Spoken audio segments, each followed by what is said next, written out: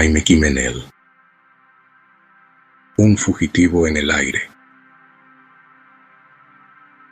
Iba sentado en la cabina de primera clase, intentando ocultar el peso de su conciencia bajo el confort artificial del lujo.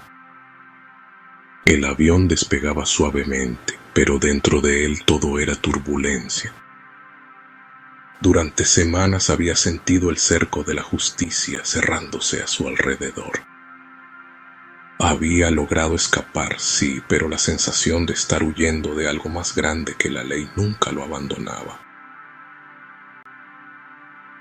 Un mes atrás no habría imaginado este giro en su vida. Su rostro ya no era el de un hombre libre, sino el de un prófugo marcado por sus propios crímenes.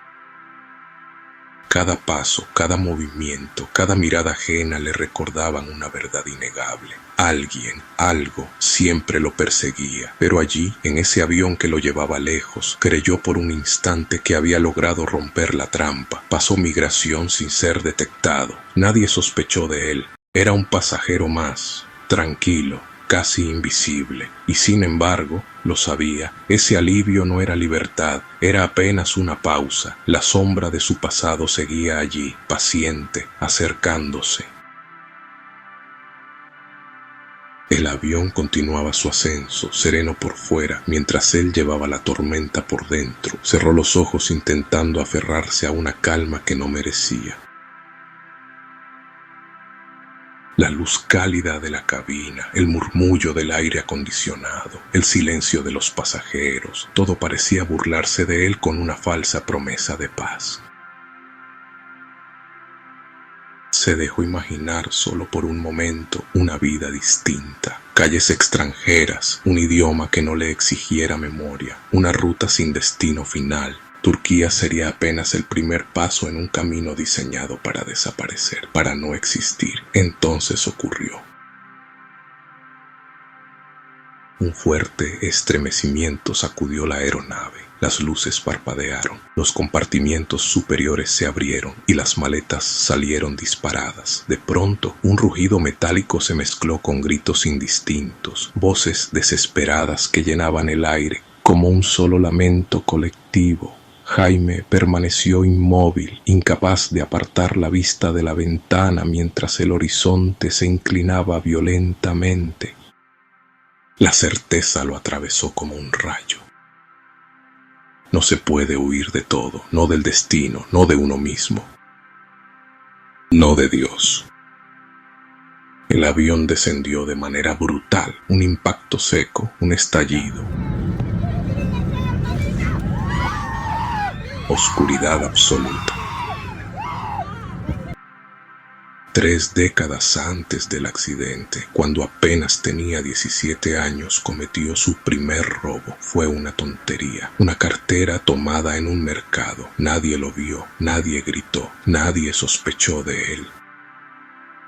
Los robos crecieron, motos, mercancía, vehículos.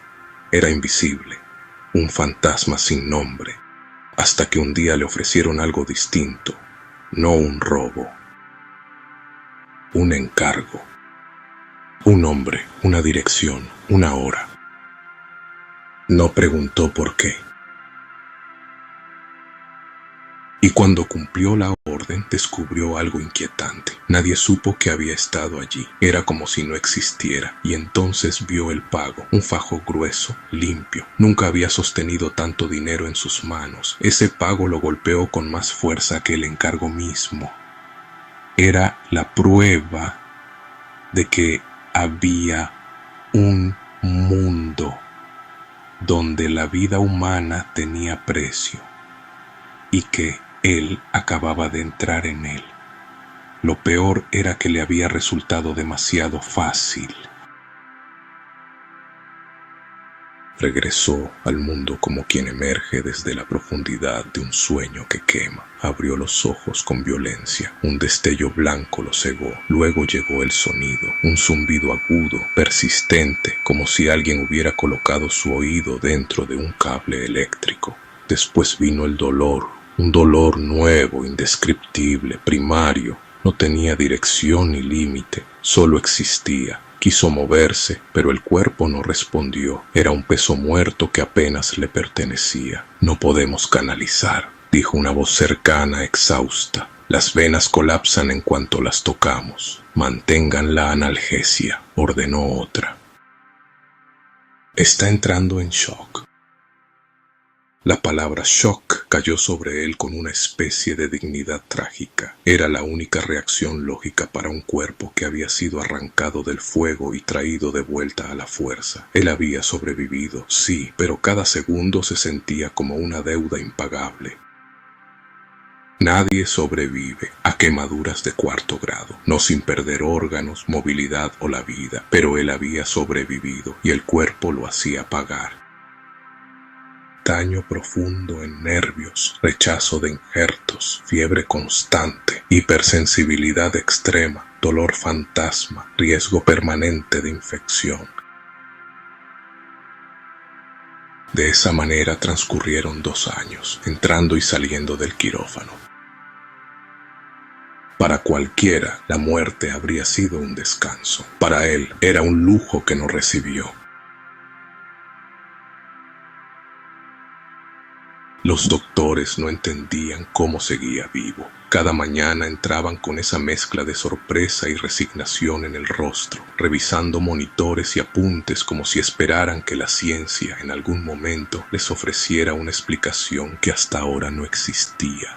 Algunos lo llamaban un milagro, otros una terquedad casi absurda del cuerpo humano negándose a rendirse. Para Jaime, nada de eso tenía importancia. La única verdad que conocía era el dolor, un dolor constante, profundo, que no necesitaba recordatorios ni diagnósticos para hacerse presente. Las noches eran más duras que el día. Con el hospital sumido en silencio, los sueños regresaban. No eran simples sueños, eran escenas fragmentadas, ecos borrosos de un pasado que había jurado olvidar. Caminaba por pasillos interminables, escuchaba voces apagadas que reconocía sin querer hacerlo. Sentía su piel arder en sueños como si algo o alguien se encargara de recordarle que aquello aún estaba allí, esperando, reclamando. Durante semanas creyó que eran delirios provocados por la fiebre o los medicamentos, pero mientras pasaban los días y los sueños se volvían más nítidos, tuvo que aceptar algo que había intentado negar.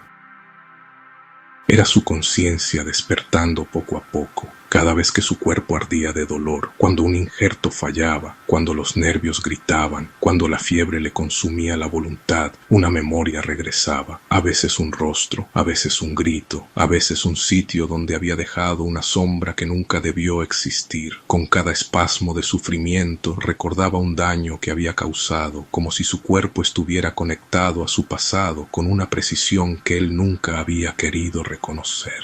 Había vivido demasiados años actuando como si la vida ajena no tuviera valor. Ahora su propio cuerpo parecía decidido a mostrarle lo contrario, y lo hacía sin detenerse, sin suavizar nada, sin permitirle esconderse de sí mismo. Algunos enfermeros se mostraban reservados, estaban acostumbrados a ver dolor, pero no a hombres que regresaban del borde de la muerte. Su actitud no tenía nada que ver con sospechas, era simplemente respeto, cansancio y cautela profesional, excepto Samuel, un enfermero mayor, de manos firmes y mirada tranquila, que lo trataba con una dignidad que Jaime no entendía. Samuel no preguntaba, no se escandalizaba, no juzgaba. Cada vez que ajustaba una venda o acomodaba una almohada, dejaba caer la misma frase, sin presión, sin tono moralizante: Dios te dejó aquí por algo. Al principio Jaime lo ignoró, luego le molestó. Con el tiempo, esas palabras se quedaron en su mente como una semilla que todavía no sabía si quería crecer. Un día, Samuel entró con un hombre de ropa sencilla, zapatos desgastados y un pequeño Corán entre las manos. No parecía un predicador ni un religioso estricto, sino alguien acostumbrado a hablar con personas que habían tocado fondo, sin saber cómo volver a la superficie. No necesito que hables, dijo el hombre, solo que escuches. Jaime escuchó. Dios no te está castigando, continuó el hombre con serenidad. Te está alcanzando. Si Él hubiese querido dejarte morir como eras, créeme, ya habría ocurrido. Jaime cerró los ojos, no para rechazarlo, sino porque algo dentro de él se movió, algo que llevaba años dormido. Tu cuerpo está siendo reconstruido, dijo el hombre, pero tu alma sigue atrapada en un lugar oscuro. Dios te está sacando de esa oscuridad. Él te está haciendo un hombre de bien. Guardó silencio unos segundos antes de añadir: si hubieras seguido por donde ibas, te esperaba el fuego. Jaime abrió los ojos, confundido. El hombre entendió la pregunta que no había sido pronunciada. El fuego del infierno, explicó con calma, no es simplemente fuego. Es el destino del alma que destruye. Es el fin del que camina por la vida sin arrepentimiento ni compasión. Allí incluso la piel es cambiada una y otra vez para que el alma no escape de la realidad de lo que sembró. No es crueldad, es justicia espiritual. Un lugar donde uno enfrenta lo que verdaderamente es, sin posibilidad de ocultarlo, sin máscaras, sin mentiras. No lo decía como amenaza, no lo decía con dureza, lo decía con verdad. Pero si estás vivo, agregó finalmente, es porque Dios no te quiere allí. No ahora, no así. Jaime sintió como algo se rompía dentro de él. No era miedo, no era dolor físico, era comprensión. Lloró porque entendió por primera vez de qué se estaba salvando y por qué. Al fin sabía que su conciencia estaba despierta. Cuando salió del hospital 2 años y medio después, era un hombre distinto. No porque hubiera olvidado lo que había sido, sino porque ya no tenía fuerzas ni deseos de seguir caminando por el mismo sendero. Su cuerpo había cambiado, pero su mente había cambiado más. Ya no buscaba esconderse, ya no planeaba rutas de escape. Lo único que quería era mantenerse lejos del hombre que había sido durante más de 2 décadas. No regresó al crimen, no buscó a antiguos contactos, no intentó reconstruir su red, ni desaparecer entre sombras. En lugar de eso, comenzó a visitar lugares donde la gente sabía lo que era caer, centros de rehabilitación, cárceles pequeñas, salones olvidados, en barrios donde nadie ofrecía ayuda. No daba discursos elaborados ni versículos memorizados, hablaba con la voz baja y ronca que le había dejado su recuperación, con la calma de alguien que ya no necesitaba demostrar nada. Yo sé lo que es perderse, decía, y sé lo que es que Dios te encuentre cuando ya no queda nada de ti. Eso bastaba para muchos. El testimonio no venía de palabras, venía de su cuerpo, de su mirada, de lo que su vida se había convertido después de haber estado al borde de la jina y regresar. Durante meses vivió así, sin buscar reconocimiento ni protección. Nunca pensó que su pasado volvería a alcanzarlo. No porque creyera haberlo pagado todo, sino porque había dejado de esperarlo. Pero el pasado nunca desaparece, solo espera. Una tarde, mientras salía de un pequeño salón comunitario donde había hablado con un grupo reducido, un auto se detuvo frente a él. No hubo insultos, ni advertencias, ni señales, solo 3 destellos silenciosos. Jaime sintió el impacto antes de entender lo que ocurría y sus piernas cedieron sin resistencia. Cayó de rodillas. No sintió miedo. Sintió una paz extraña, cálida, que no había sentido nunca. Samuel corrió hacia él, lo sostuvo con fuerza mientras Jaime luchaba por mantener los ojos abiertos. ¿Por qué ahora?, susurró con dificultad. Samuel lo abrazó como a un hijo. Porque estabas listo, respondió con la voz quebrada. Pagaste lo que debías y Dios te recibe como suyo. Los ojos de Jaime se cerraron suavemente. No murió como sicario, no murió como fugitivo. Murió como un hombre que había sido encontrado, reconstruido y liberado. Y aunque está escrito, el que a hierro mata, a hierro muere, Dios respondió: oh sí, pero él murió mío.